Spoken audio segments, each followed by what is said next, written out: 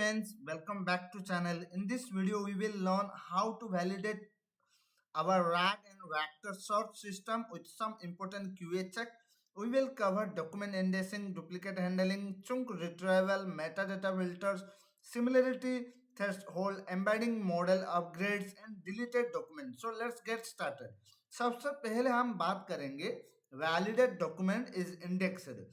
तो validate document is indexed का मतलब है चेक करना कि हमारे डॉक्यूमेंट सक्सेसफुली इंडेक्स हुआ या नहीं। फॉर एग्जांपल हमें एक डॉक्यूमेंट डेटाबेस में ऐड किया, अब हमें एक सर्च क्वेरी रन करके चेक करेंगे कि डॉक्यूमेंट हमें मिल रहा है या नहीं। अगर डॉक्यूमेंट सर्च में मिल जाता है इसका मतलब डॉक्यूमेंट सक्सेसफुली इंडेक्स्ड है। अब हम बात करेंगे वैलिडेट डुप्लीकेट डॉक्यूमेंट हैंडलिंग।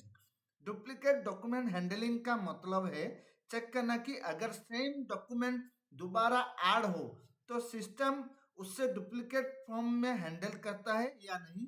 अगर हमें python.pdf ऑलरेडी ऐड किया है और सेम फाइल दोबारा ऐड करते हैं तो सिस्टम को डुप्लीकेट को प्रॉपर्ली हैंडल करना चाहिए। इसके बाद हम बात करेंगे validate wrong chunk retrieval. Wrong chunk retrieval का मतलब है चेक करना कि सर्च के टाइम सिस्टम गलत चुंक तो रिटर्न नहीं कर रहा है।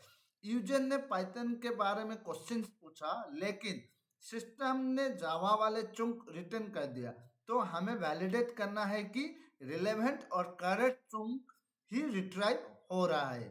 अब बात करते हैं validate metadata filter. Validate metadata filter का मतलब है चेक करना कि मेटाडाटा फिल्टर करेक्टली काम कर रहा है या नहीं। इसके हम एग्जांपल देखते हैं, जैसे कि अगर हम फिल्टर लगाते हैं ईयर 2025 तो सर्च में सिर्फ 2025 के ही डॉक्यूमेंट आना चाहिए। इसके बाद हम बात करेंगे वैलिडेट सिमिलैरिटी थ्रेशोल्ड। अब नेक्स्ट कॉन्सेप्ट है वैलिडेट सिमिलैरिटी थ्रेशोल्ड। सिंपल शब्दों में सिमिलैरिटी थ्रेशोल्ड एक मिनिमम स्कोर होता है। फॉर एग्जाम्पल अगर हम थ्रेशोल्ड 0.7 सेट करते हैं तो सिस्टम सिर्फ वही रिजल्ट रिटर्न करेगा जिनका सिमिलरिटी स्कोर 0.7 या उससे एबव है।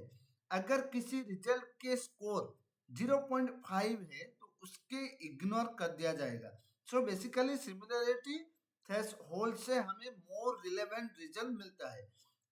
अब बात करेंगे validate embedding model upgrade impact. अब सिंपल शब्द में जब हम एम्बेडिंग मॉडल को अपग्रेड करते हैं तो हमें चेक करना होता है कि सर्च रिजल्ट पर कोई इम्पैक्ट तो नहीं हुआ।